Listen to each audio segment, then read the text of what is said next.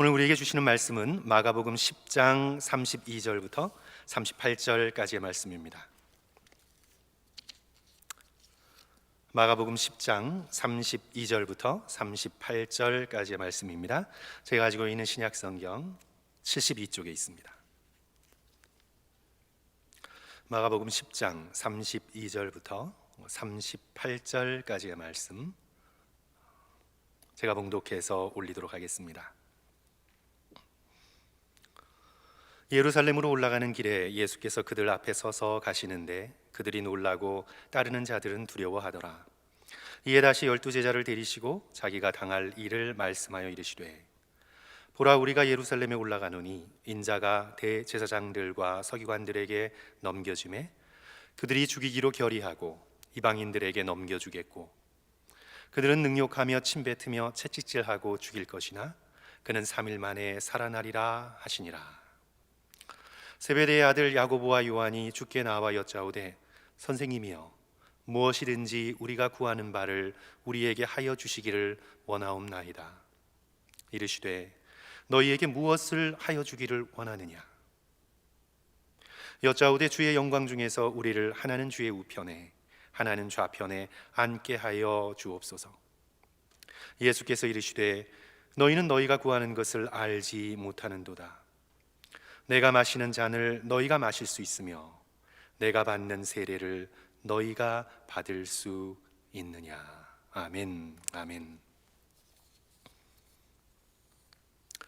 흑인 여성 인권 운동가요, 예술가이며 소설가이자 시인으로 미국 사회에 커다란 영향을 끼친 마야 안젤루의 시로 오늘의 말씀을 시작하려고 합니다. 시의 제목은 나는 배웠다인데 앞에 두 연만 우리 성도들께 읽어 올립니다. 나는 배웠다. 어떤 일이 일어나도 그것이 오늘 아무리 안 좋아 보여도 삶은 계속된다는 것을, 내일이면 더 나아진다는 것을. 나는 배웠다. 굳은 날과 잃어버린 여행 가방과 엉켜버린 크리스마스 트리의 전구들, 이 세 가지에 대처하는 방식을 보면 그 사람에 대해 많은 것을 알 수 있다는 것을. 이 시인은 어렸을 때부터 성폭력에 시달렸습니다. 가난에 시달렸습니다. 인종차별이라는 고통을 견디어 왔습니다. 그러면서 이 마야 안젤루는 배웠습니다. 예상치 못한 어려운 일이 우리에게 닥칠 때 그 일에 대하여 어떻게 반응하는가가 그 사람의 진짜 모습임을 배웠습니다. 길을 걷는데 갑자기 비가 내립니다. 준비되어 있지 않았습니다. 이때 어떻게 하는가? 화내고 툴툴거리며 걷는가? 아니면 웃으며 즐길 수 있는가? 여행을 갔는데 공항이든 어디서든 가방을 잃어버렸습니다. 중요한 것들을 잃어버렸습니다. 불평하고 원망하여 여행 전체를 망쳐버리는가? 아니면 가족들을 안심시키며 플랜 B를 차분히 계획하는가? 성탄절날 크리스마스 트리를 장식하는데 전깃줄이 너무 꼬여 있어요. 자기 성질에 못 이겨 던져두고 나가는가? 저의 모습인데 던져두고 나가는가? 아니면 차분히 인내하며 하나씩 하나씩 하나씩 풀어 나가는가? 한마디로 내 인생에 브레이크가 걸렸을 때, 내가 가려는 길에 스탑 사인이 나타날 때 내가 어떻게 반응하는가가 바로 우리의 진짜 모습이다. 그렇게 시인은 말하고 있습니다. 성도 여러분, 코로나 바이러스는 오늘 우리에게 브레이크와 같습니다. 그냥 브레이크가 아니라 급 브레이크입니다. 설마 했던 주일 예배까지 모여서 드리지 못하게 되었습니다. 교회만 멈춰선 것이 아니라 세상까지 멈춰섰습니다. 뉴욕의 타임스퀘어의 황량한 풍경은 마치 공상과학 영화의 한 장면과 같습니다. 미국 경제도 브레이크가 걸렸습니다. 주식시장은 얼어붙었습니다. 실업자들이 폭발적으로 늘어갑니다. 수입이 끊긴 가정도 점점 많아집니다. 무엇보다 목숨을 잃은 사람들의 숫자가 기하급수적으로 늘어납니다. 많은 것들이 멈춰섰습니다. 취소되었습니다. 결혼식과 장례식도 축소되거나 취소되었습니다. 모든 스포츠가 멈춰섰습니다. 문화와 예술 공연은 all stop입니다. 많은 사람들은 앞으로도 한 달간 집 밖을 나가지 못하게 되었습니다. 우리 인생에 이런 브레이크가 걸릴 때 믿음의 백성은 어떻게 반응해야 할까요? 또 이 코로나 바이러스보다 개인적으로 보면 더 심한 고난의 스탑사인에 우리가 서 있을 수도 있습니다. 그럴 때 우리는 어떻게 반응해야 할까요? 저는 이 종료주일 고난주일을 맞이하여 오늘 본문의 말씀을 바탕으로 우리 성도들과 함께 두 가지를 나누고자 합니다. 우리 첫째로 천천히 가라. 천천히 가라. 우리 인생에 브레이크가 걸렸을 때 우리가 배워야 할 영적인 진리는 천천히, slow down, 천천히 가는 것입니다. 브레이크는 천천히 달리라는 명령이지요. 스탑 사인은 멈추어서라는 표시입니다. 마야 안젤루의 시처럼 굳은 날씨, 잃어버린 여행 가방, 엉킨 크리스마스 전구는 우리가 큰 숨을 들이쉬고 마음을 조금 가라앉히고 이제 우리의 인생길을 조금 천천히 걸어가야 한다는 조언입니다. 우리가 속도를 좀 천천히 줄이고 마음을 조금 가라앉히고 그렇게 인생을 살아갈 때 우리는 올바른 판단을 할 수가 있습니다. 성도 여러분, 컴퓨터지만 제가 우리 핸드폰 보고 계시지만 제가 퀴즈 하나를 내겠습니다. 퀴즈 하나를 낼 텐데 성도 여러분 굉장히 빨리 푸셔야 합니다. 생각 너무 하지 마시고 빨리 푸셔야 합니다. 준비되셨나요? 제가 이제 퀴즈를 드립니다. 야구 방망이와 야구공을 합하면 1불 10센트입니다. 야구 방망이와 야구공이 1불 10센트입니다. 야구 방망이가 야구공보다 1불 더 비쌉니다. 그러면 야구공은 얼마일까요? 아침부터 너무 힘드시죠? 다시 한번. 야구 방망이와 야구공을 합하면 1불 10센트입니다. 그런데 이제 방망이가 공보다 1불 비쌉니다. 그러면 야구공은 얼마일까요? 빨리, 지금 여기 계시는 우리 빨리 대답해 보세요. 대부분 이 질문에 야구공은 10센트라고 대답합니다. 방망이와 공이 합쳐서 1불 10센트라고? 그리고 방망이가 공보다 1불 더 비싸? 당연히 공은 10센트지. 그렇게 생각을 합니다. 빨리 감으로만 생각하면 그렇게 되는데 곰곰이 천천히 생각하고 계산해 보면 어렵지 않아요. 답은 야구공이 5센트입니다. 야구공이 5센트고 방망이가 야구공보다 1불 더 비싸니까 1불 5센트. 그래서 둘이 합쳐서 어떻게 되는 겁니까? 1불 10센트가 되는 겁니다. 성도 여러분, 틀렸어도 실망하지 마십시오. 틀렸네. 그리고 이제 설교 안 들으시거나 그러지 마시고 실망하지 마십시오. 하버드 대학교 학생들, MIT 학생들, 프린스턴 학생들의 50%가 틀렸습니다. 그러니까 실망하지 마시고 스스로 격려하시고요. 근데 제가 이제 이렇게까지 설명을 드렸는데 아직도 모르겠다 그러면 이제 나중에 설교를 돌리셔서 우리 성도 여러분들께서 다시 한번 보십시오. 제가 말씀드리고자 하는 것은 급하게 서둘러 감만으로 생각하면 틀리기 쉽습니다. 가격을 틀리는 정도야 우리들은 얼마든지 감내할 수 있습니다.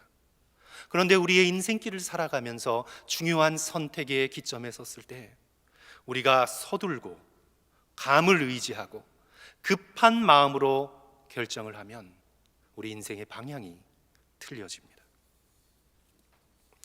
오늘 본문에서 제자들은 예수님의 말씀을 전혀 이해하지 못합니다. 왜냐하면 제자들의 마음이 너무 급했기 때문입니다. 예수님의 말씀이 너무 어렵게 들리는 이유는 예수님의 말씀을 천천히 마음속에 새기며 마음속에 묵상할 수 있는 마음이 없었기 때문입니다. 제자들의 마음이 너무 급했습니다. 예수 그리스도께서 당신께서 당할 일을 3번에 걸쳐서 말씀하시지요. 오늘 본문에 실린 예수 그리스도의 이 십자가의 고난에 대한 예언은 세 번째 말씀입니다. 33절 34절 예수께서 이렇게 말씀하십니다. 보라, 우리가 예루살렘에 올라가노니 인자가 대제사장들과 서기관들에게 넘겨주매 그들이 죽이기로 결의하고 이방인들에게 넘겨주겠고 그들은 능욕하며 침뱉으며 채찍질하고 죽일 것이나 그는 3일 만에 살아나리라. 예수 그리스도의 이 말씀에 제자들은 아무런 반응을 보이지 않습니다. 그리고는 얼마 후에 예수님의 제자 야고보와 요한이 자기들을 예수님의 우편과 좌편에 앉게 해달라고 청탁을 합니다. 이들에게 급한 것은 무엇이냐 하면 다른 나머지 제자들보다 빨리 앞서가서 예수 그리스도의 오른편과 좌편, 우의정과 좌의정 자리를 빨리 맡아 놓는 것이었습니다. 다른 제자들이 부탁하기 전에 빨리 앞으로 달려가서 경쟁에 승리하여 예수 그리스도의 양옆 자리를 우리 형제가 맡아 차지하는 것이었습니다. 이렇게 성공을 향해 급한 마음으로 달려가니 예수 그리스도의 십자가와 부활의 복음의 말씀을 전혀 깨닫지를 못합니다. 이제 마가복음 9장 32절에서도 두 번째로 예수 그리스도께서 십자가와 부활에 대해 말씀하실 때 그러나 제자들은 이 말씀을 깨닫지도 못하고 묻기도 두려워하더라. 그리고는 똑같이 동시에 곧장 뒤이어 누가 크냐고 서로 제자들끼리 싸움이 일어납니다.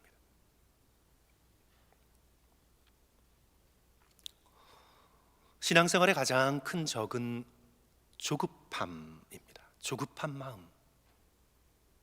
조급한 마음이 우리의 신앙생활의 가장 큰 적입니다. 우리가 조급한 마음을 품고 인생을 살아가면 우리는 하나님의 말씀을 듣기가 어렵습니다. 어떤 철학자는 하나님은 천천히 말씀하시기 때문에 하나님의 말씀을 알아듣기 위해서는 조급한 마음을 버리고 slow down, 하나님의 말씀을 듣고자 하는 인내하고 기다리는 마음을 배워나가야 한다고 말했습니다.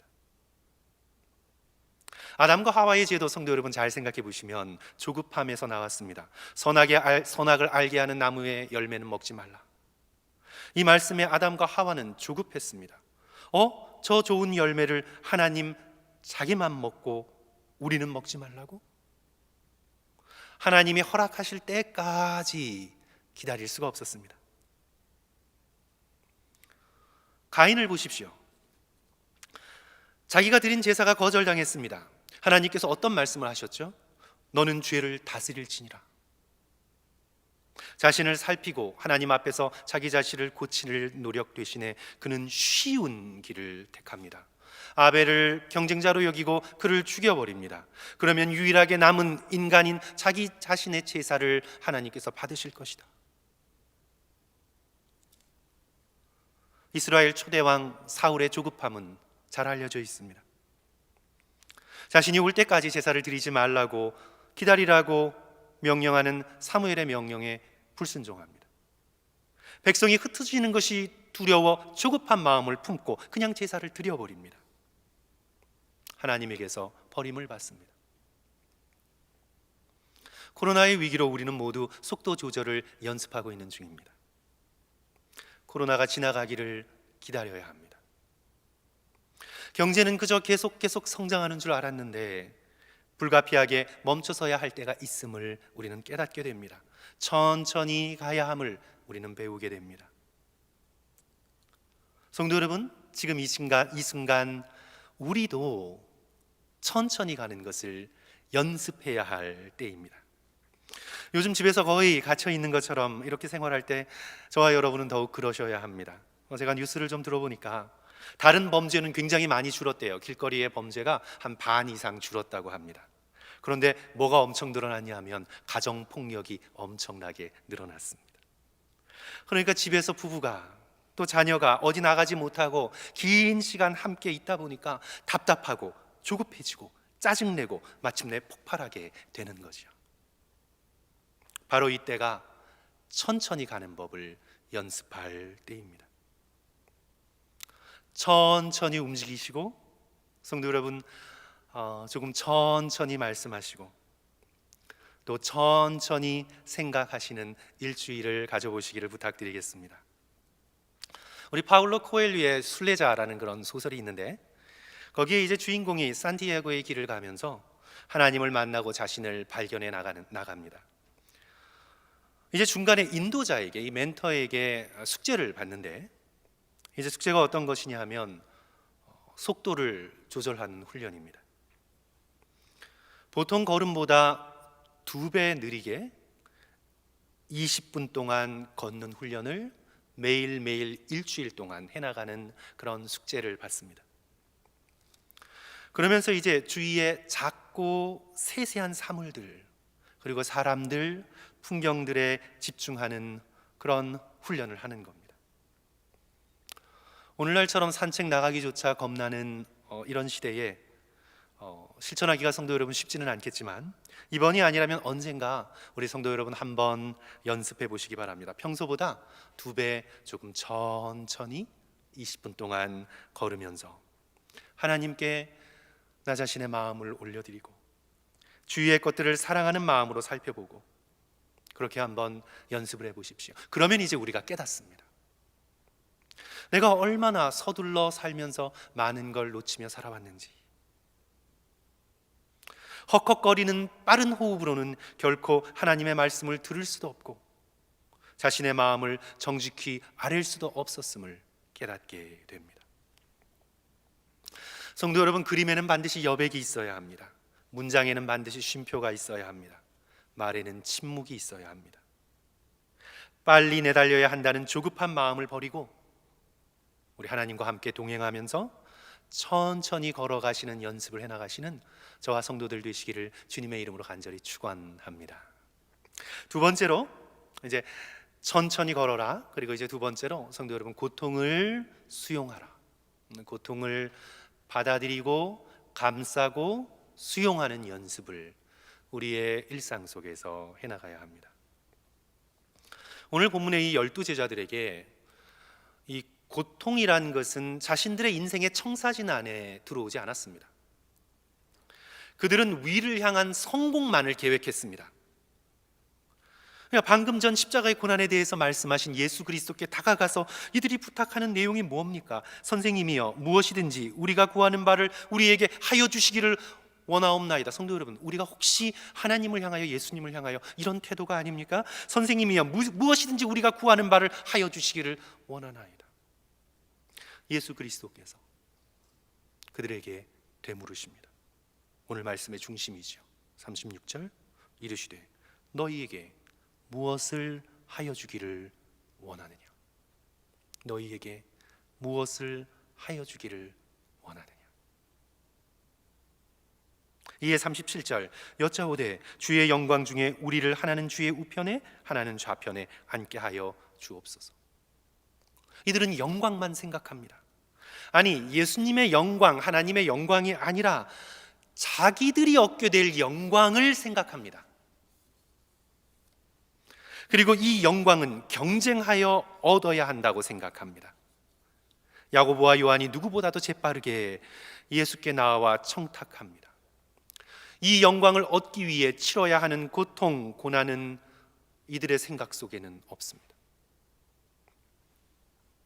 종교개혁자 마틴 루터는 이렇게 예수 그리스도의 영광에 기대어 자기의 영광을 구하는 신학을 영광의 신학이라 그렇게 표현했습니다.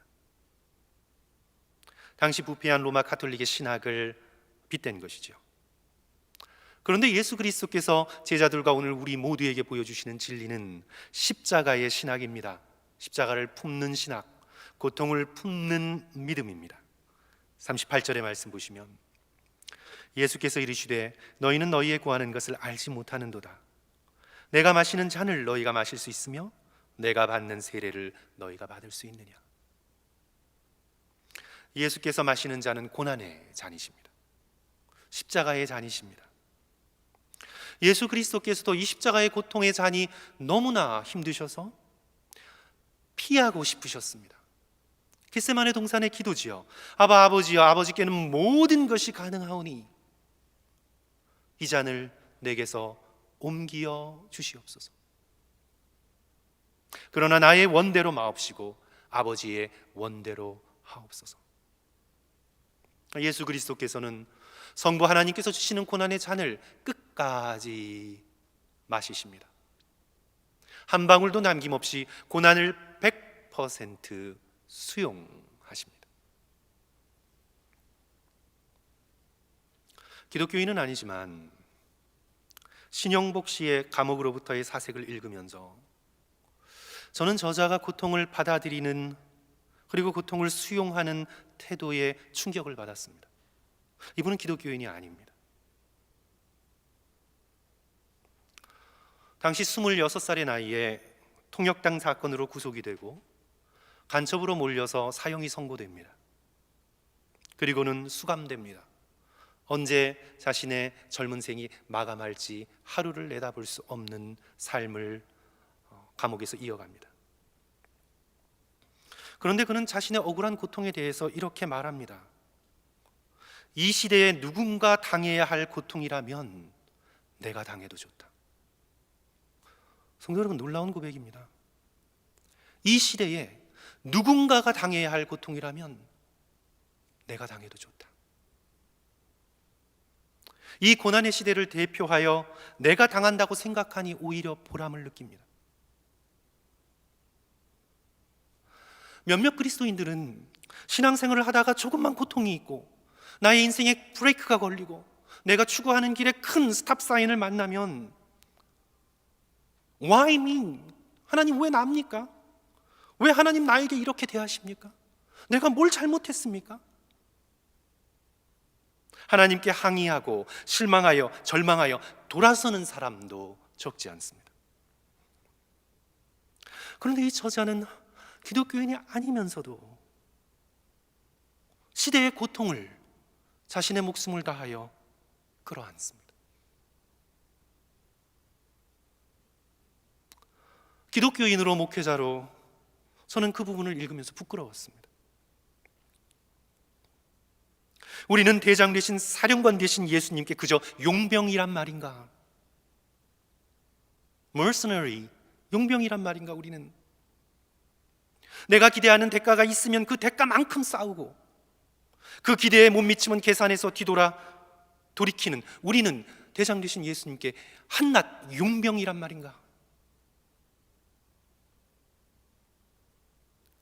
아니면 주님을 사랑하기에 주의 신실하신 약속을 의지하기에 고통을 품으며 죽도록 충성하는 우리는 대장 되신 예수 그리스도를 향해 선한 군사인가? 고통 앞에서 성도 여러분, 우리는 묻게 됩니다.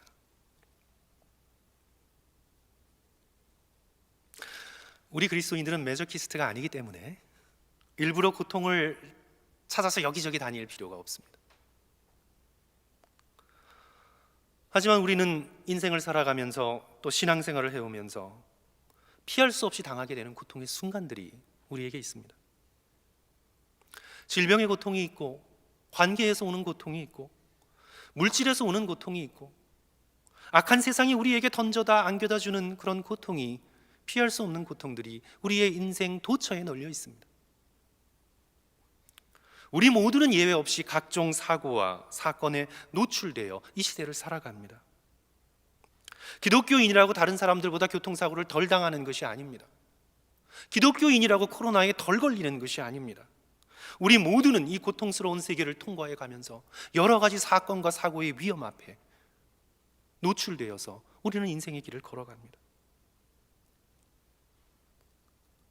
그러나 우리 믿음의 백성에게는 고통을 피하지 않고 다가오는 고통을 믿음으로 받아들일 수 있는 예수 그리스도의 십자가의 빛나는 복음이 있습니다. 굳센 믿음이 있습니다. 우리가 피하지 않고 고통을 받아들이는 것은 체념하기 때문이 아닙니다. 인생이란 뭐 그런 거지 뭐. 체념하기 때문에 그러는 것이 아닙니다. 그냥 단순한 포기가 아닙니다. 아우, 이번 생은 끝이다, 이런 포기가 아니에요. 그리스도인이 이 세상의 고통을 피하지 않고 받아들이는 것은 예수 그리스도를 바라보는 굳센 믿음, 담대한 믿음 때문입니다. 성도 여러분, 우리 오늘 본문의 말씀 마가복음 10장 33절 34절 우리 함께 떨어져 있지만 다 함께 33절 34절 말씀을 우리 함께 읽었으면 좋겠습니다. 보라로 시작하는데 우리 함께 읽습니다. 시작. 보라, 우리가 예루살렘에 올라가노니 인자가 대제사장들과 서기관들에게 넘겨짐에 그들이 죽이기로 결의하고 이방인들에게 넘겨주겠고 그들은 능욕하며 침뱉으며 채찍질하고 죽일 것이나 그는 3일 만에 살아나리라. 성도 여러분, 여기 위대한 접속사가 있습니다. 그러나 능욕하며 침뱉으며 채찍질하고 죽일 것이나 그러나 어떻게 되리라는 말씀입니까? 그는 3일 만에 다시 살아나리라.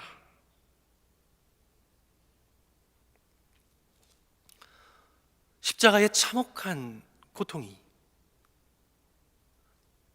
부활의 영광으로 이어지게 된다는 예수 그리스도의 말씀입니다. 이제 제자들은 예수 그리스도의 이 부활에 대한, 이 승리에 대한 굳센 믿음으로 예수님과 함께 십자가를 품어야 합니다. 제자로서 예수 그리스도를 따르는 고통에 동참해야 합니다. 세상을 살아가면서 당할 수밖에 없는 이런저런 고통을 믿음으로 끌어안아야 합니다. 체념과 포기가 아니라 굳센 믿음으로 우리의 인생길에 허락되어지는 고통을 끌어안아야 합니다.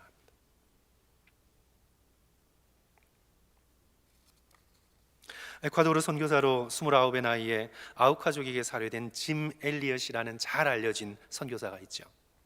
이제 그의 아내 이름이 엘리자베스 엘리엇인데, 그의 아내 엘리자베스 엘리엇에겐 이 짐 엘리엇의 죽음이, 이 순교가 견딜 수 없는 고통이었습니다.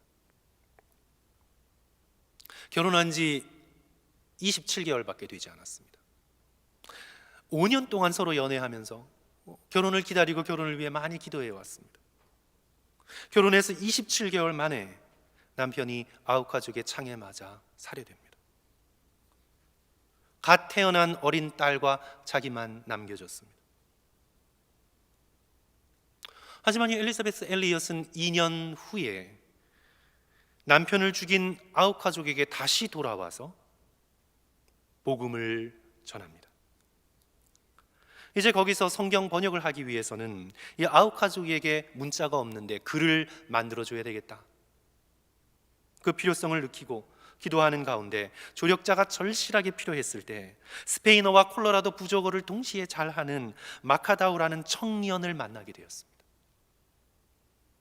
그래서 이제 2달간 이 아우카족에게 문자를 만들어주는 이 작업이 일사천리로 진행이 되었는데, 어느 날 아침에 총소리가 들려서 나가보니 이 청년 마카다우가 총에 맞아서 살해됐습니다. 이제 그때의 충격에 더하여 2년 전에 남편 엘리엇을 잃었던 충격까지 겹쳐 다가오면서 하나님 앞에 울부짖으며 한탄하며 주님 앞에 기도합니다. 하나님, why me? 왜 저입니까? 하나님, 왜 저에게 이렇게 하십니까? 하나님께서는 전능하시니까 이럴 줄 미리 아셨을 것입니다. 이럴 줄 미리 아셨으면 결혼을 막으셔야 했지 않습니까? 이럴 줄 미리 아셨으면 마카다오를 보내주지 말으셔야 하지 않았습니까? Why me? 왜 저입니까? 왜 저에게 이런 고통을 주여 허락하십니까?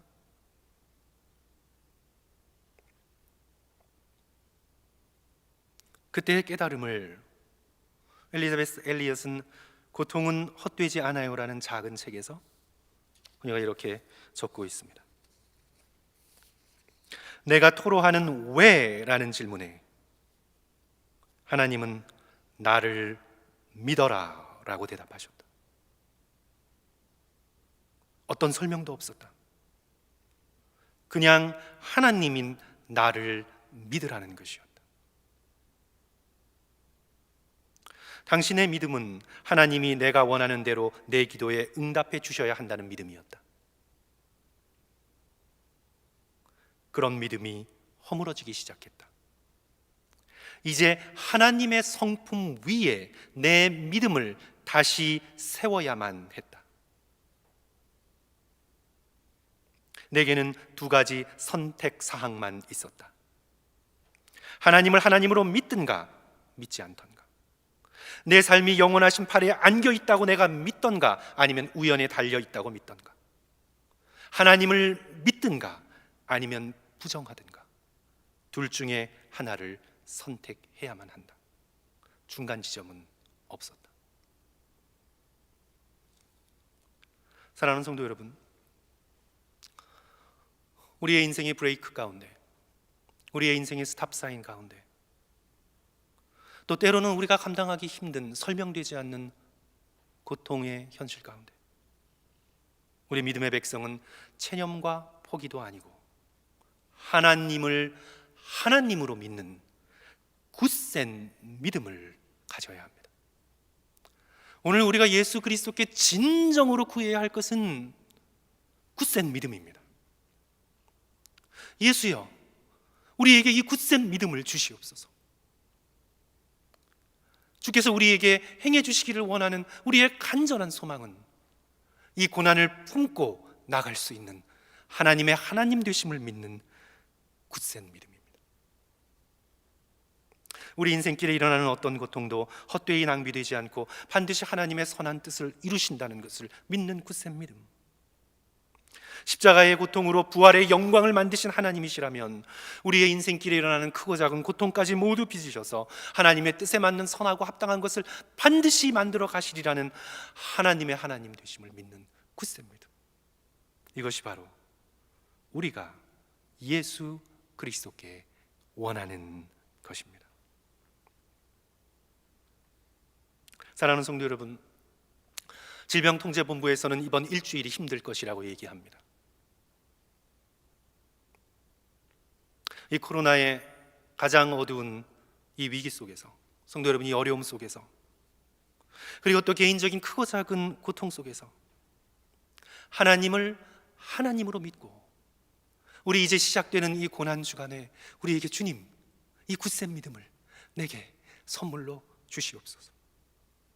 간절히 간구하며 엎드릴 수 있는 저와 여러분 되시기를 주님의 이름으로 간절히 축원합니다. 우리 일주일 동안 조금 천천히 걷는 법을 배우고, 또 핸드폰과 인터넷을 좀 내려놓고 예수 그리스도의 고난을 생각하고 묵상하며 고통을 수용하는 담대한 믿음, 하나님을 하나님으로 믿는 이 믿음을 이 코로나의 위기 속에 선물로 내가 얻을 수 있도록 우리 주님 앞에 간절히 꿇어 엎드리시는 저와 성도들 되시기를 주님의 이름으로 간절히 축원합니다. 우리 함께 기도하겠습니다.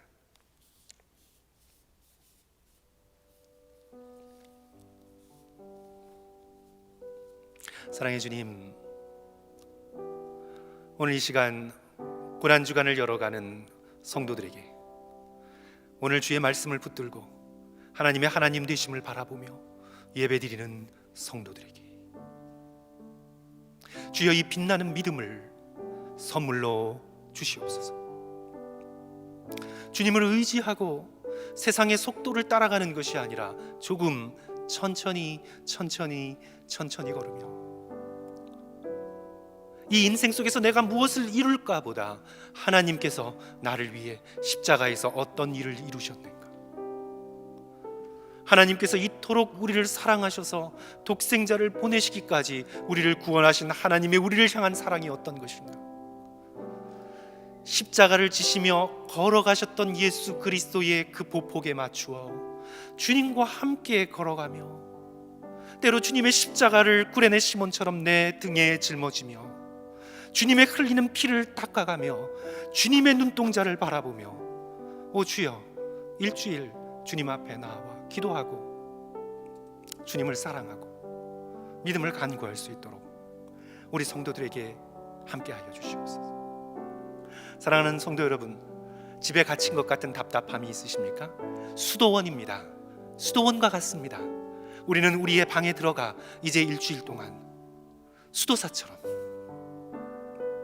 세상을 향해 조금 문을 걸어 잠그고 우리는 예수 그리스도의 십자가만을 바라보고 부활로 이어지는 놀라운 생명을 선물로 얻기 위하여 우리는 수도사처럼 이제 일주일 주님 앞에 주의 십자가를 묵상하고 기도하고 필요하시면 금식하면서 우리 주님 앞에 나아가 주여 이 굳센 믿음을 선물로 받기를 원합니다.